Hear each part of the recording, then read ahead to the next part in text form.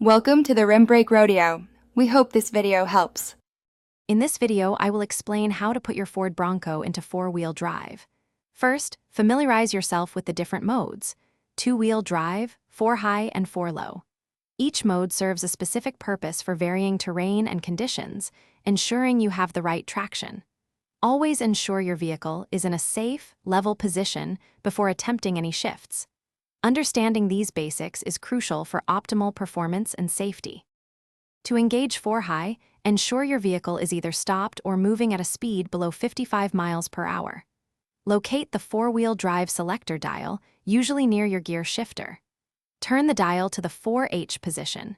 You might feel a slight clunk as the system engages. This mode is ideal for light off-roading, snowy roads, or when you need extra traction on slippery surfaces.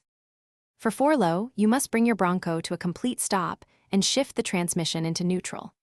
Then, turn the four-wheel drive selector dial to the 4L position. This mode provides maximum torque and is designed for very low speeds, typically under 3 miles per hour. It's perfect for extreme off-roading, climbing steep inclines, or navigating challenging obstacles where precise control is essential.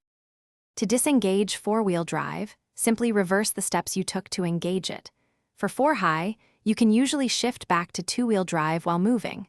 For four-low, stop the vehicle and shift into neutral before returning to two-wheel drive. Remember to check your owner's manual for specific details and always perform regular maintenance on your four-wheel drive system. Also, be sure to check the description for a link to the Echo Dot smart speaker and other great deals. Thanks for watching. Consider subscribing if we helped you.